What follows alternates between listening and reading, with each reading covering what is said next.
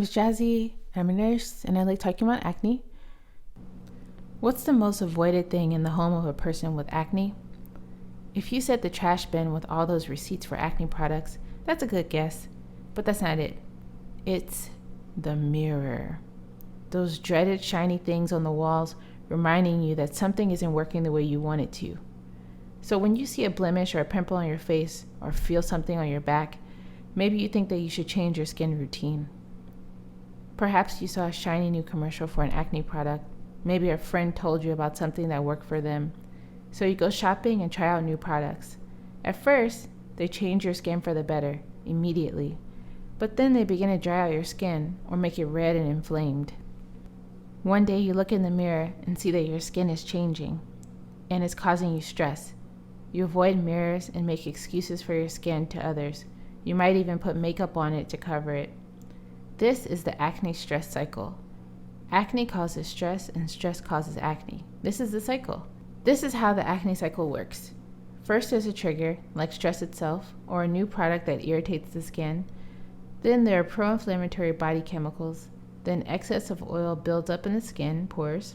Bacteria grows and feeds on the oil. Then skin cells build up and acne is formed. But what is causing the cycle? What caused it to begin with? Well, it could be that the shiny new acne product you have started the process. There is evidence that acne is more prevalent in Western societies, places where these shiny acne products exist. We have buildings, we have electricity, and we have aisles and aisles of useless drying acne products. Fun! So these products can cause micro tears in the skin, strip the skin of natural hydrating oils, dry out the skin, and cause the skin to make excess oil. Stress hurts the skin. Break the acne cycle with a simple and gentle stress-free routine. A simple skin routine may help to reduce acne.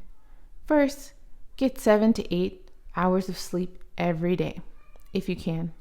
Anything less than that is not enough rest for your body and your body's ability to heal its skin and manage stress.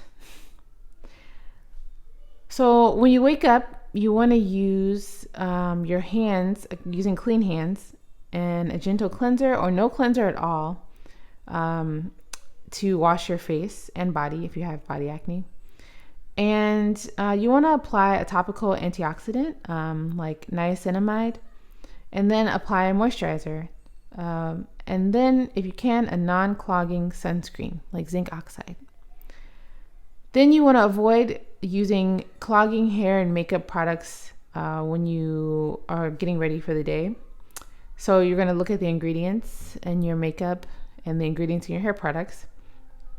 You're going to make sure that you're changing your bed linens and cleaning all surfaces that touch the skin pretty frequently. And that includes your cell phone, any hair accessories, anything that you use maybe at work that touches your skin.